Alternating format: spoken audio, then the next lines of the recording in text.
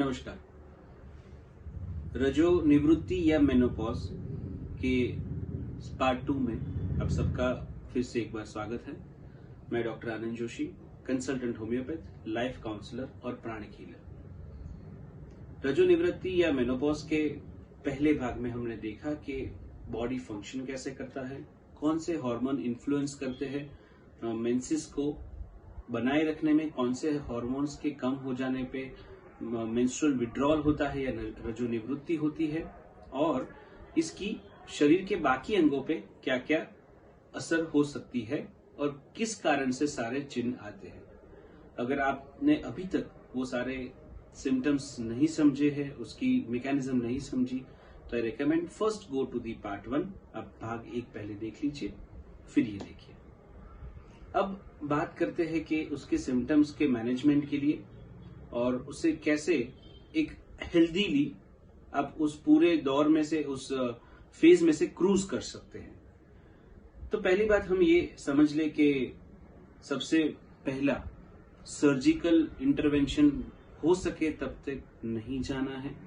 Do not remove that organ of yours. Uterus नहीं निकालना है। बच्चेदानी का ऑपरेशन करवा के मत निकालिए, क्योंकि बच्चेदानी निकाल देना ये पूरे फेज या उसके ये दौर का, ये कंडीशन का अंत नहीं है। बच्चेदानी निकालेंगे तो हार्मोन्स जहां से मैनिफेस्ट कर रहे हैं वो एरिया बंद हो जाएगा। हालांकि हार्मोन्स का मैनिफेस्टेशन यानी हॉट फ्लशेस, हेडेक्स, आपके इरिटेबल मूड्स, वो शायद वैसे ही रहे या बढ़ भी सकता है। तो बच्चेदानी ना निकाले तो फिर हम क्या करेंगे, मेंसेस को कैसे मैनेज करेंगे, ज्यादा फ्लो, कम फ्लो, पेन जो है और बाकी के सिम्टम्स को।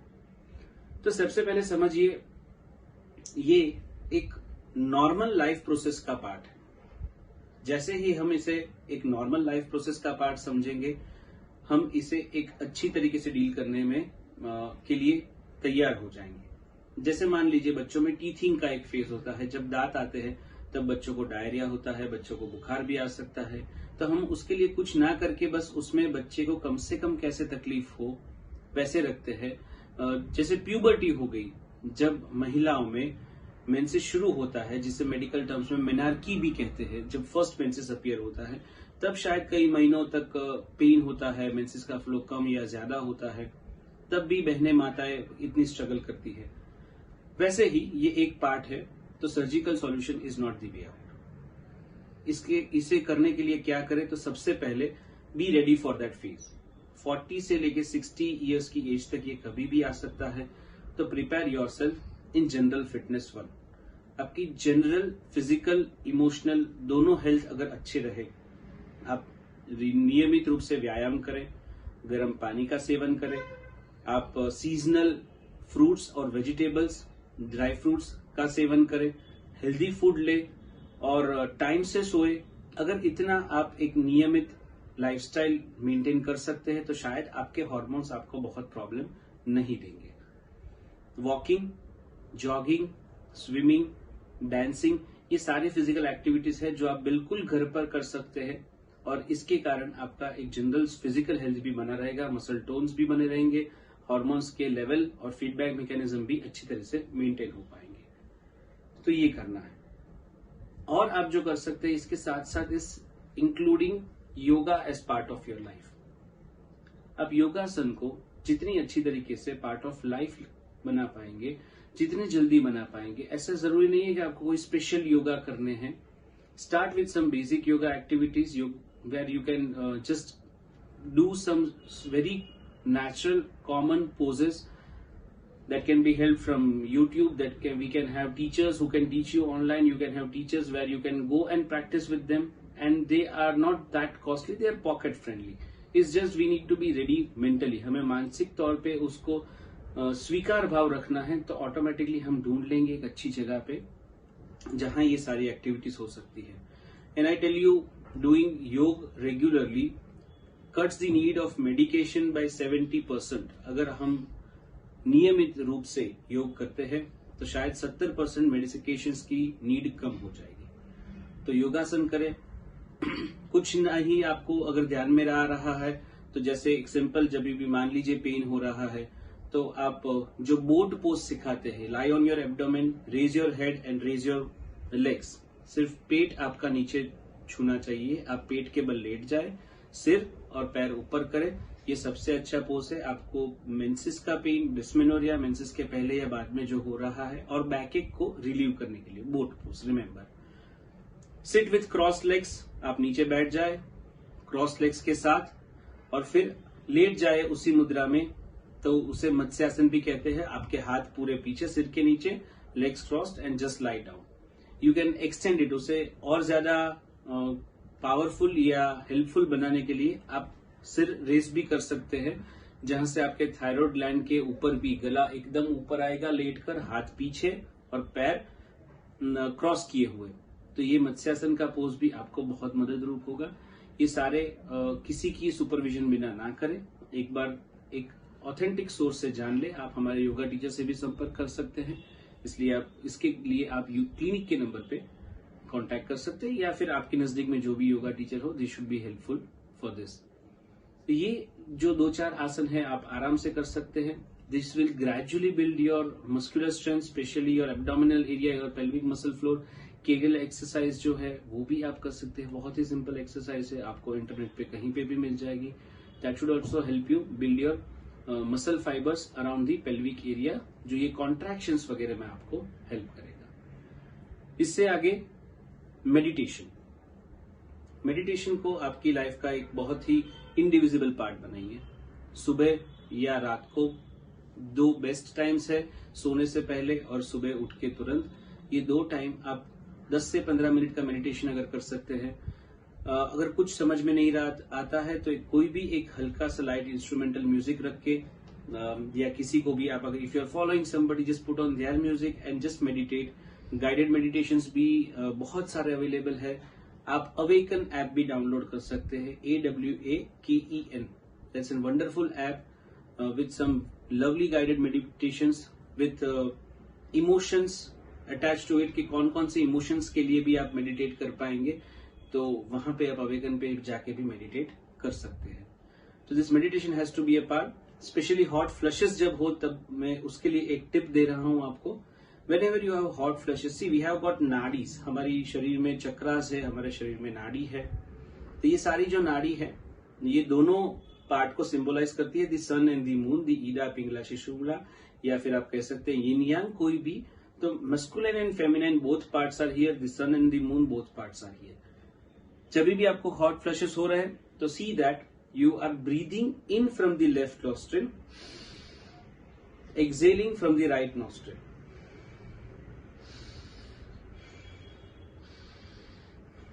This is the best exercise to cool down faster. The left is the moon and the right is the sun. तो ये आपको कूलिंग डाउन इफेक्ट देने के लिए बहुत ही मददरूप होगा। Whenever you feel hot flushes, कभी ऐसा होता है कि रात को आप अचानक से जग गए, हॉट फ्लशेस के कारण सब सो रहे, अब मैं क्या करूं, पंखा तेज कर दिया, AC चालू कर दिया, फिर भी अभी हॉट फ्लशेस जा नहीं रहे, तो ये सिंपल एक्सरसाइज, ब्रीदिंग एक्सरसाइज भी आपको हेल्प कर सकती है।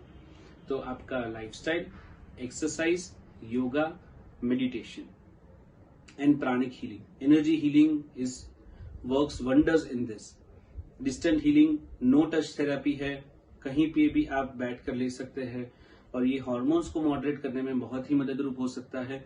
And in fact we have been helping many patients with this energy healing. यहाँ पेशेंट्स अपने घर से सिर्फ प्राणिक हीलिंग चाहिए करके रिक्वेस्ट करते हैं, and we can do it for them too in any corner of the world. ये जरूरी नहीं कि आप क्लिनिक में ही आए या आप अहमदाबाद बेस्ड ही हो, you can call us from any country across the globe, and I and our healers are always ready to help you. अब बात करें थोड़ी मेडिसिन के बारे में, तो there are few medications which can help you as first aid. वापस ये समझिए कॉन्स्टिट्यूशनल इश्यू है, कोई फर्स्ट एड या क्विक फिक्स इश्यू नहीं है, इसलिए आपके नजदीकी होम्योपैथिक डॉक्टर को दिखाएं, वो आपका केस स्टडी करके समझ के ही आपको दवाई दे सकते हैं, उससे पहले नहीं। लेकिन शायद अगर आप तकलीफ में हो, कुछ मेडिसिन अभी लेना चाहते हैं, जब तक आप अपने डॉक्टर के पास जा सकते हैं, तो कुछ ऐसी मेडिसिन के नाम बता रहा हूं जो मेडिसिन आपको हेल्प कर सकती है। तो पहली है लैकेसिस मेडिसिन। ये होम्योपैथिक जो मटीरिया मेडिका यानी होम्योपैथी की जो बुक है, दवाइयों की बुक, इसमें बहुत अच्छा इसका रोल माना गया है मेनोपॉज को मैनेज करने के लिए।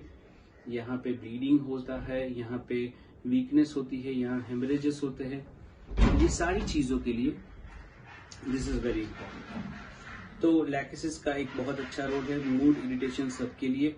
इससे अगर हम बात करें तो सेपिया एक और मेडिसिन है जो स्पेशली फीमेल्स के हार्मोनल इम्बैलेंस के लिए इंडिकेटेड है, and that also helps much better in this kind of management of menses, चाहे ज्यादा मेंसेस आ रहा हो, कम मेंसेस आ रहा हो।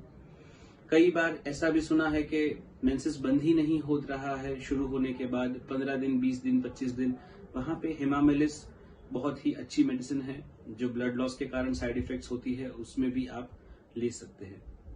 कोई भी मेडिसिन लैक्टेसिस, सेपिया, हिमामेलिस इंडिकेशंस के आधार पे जैसे समझाया है 30 पोटेंसी में आप 5 से 7 बूंदे सुबह शाम हल्के गुनगुने गर्म पानी में घोल के एक मेडिसिन, एक साथ तीनों ना ले, कोई भी एक मेडिसिन जो आपको लग रही है कि आपके सिम्टम्स, आपके चिन्हों के योग्य के मुजब है तो वो आप ले सकते हैं, लेकिन तुरंत ही किसी नजदीकी डॉक्टर को दिखाए या फिर ऑनलाइन कंसल्टेशन कर ले। तो अगर हम इतना सारा कर पाए तो मेनोपॉज शायद डील करने के लिए बहुत मुश्किल नहीं है। आपका इमोशनल फेज, आपका भावनात्मक स्वास्थ्य भी बहुत अच्छी तरीके से होम्योपैथिक मेडिसिन से, मेडिटेशन से, योगा से हो जाएगा, and you will start feeling live, you will start feeling fresh for yourself, and you would realize कि things are not that gloomy as it appears during menopause. Be vocal, आपकी तकलीफों के बारे में बात करें, आपके फैमिली मेंबर्स को बताएं, आपके डॉक्टर को बताएं। आप खुद अकेले मन में इससे लड़ा ना करें, ये ऐसी चीज है जितना शेयर करेंगे लोग आपको हेल्प कर पाएंगे। आशा रखता हूं ये सारी चीजें आपको मददरूप होगी। ज्यादा से ज्यादा फीमेल्स के साथ शेयर करिए, see that it reaches to everybody, ताकि हम ज्यादा लोगों की मदद कर पाए। आपके सुझाव या प्रश्न नीचे कमेंट बॉक्स में डाल सकते हैं। धन्यवाद।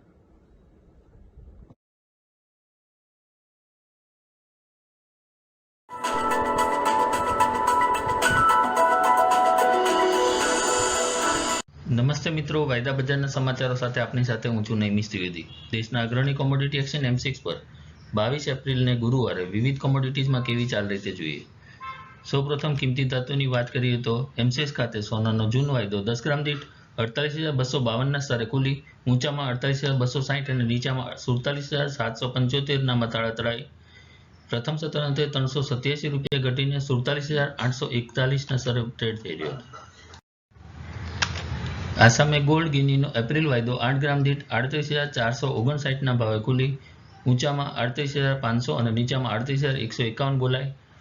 8 ગ્રામ દીઠ 179 રૂપિયાના ભાવ ઘટાડા સાથે 38,220 થયો હતો।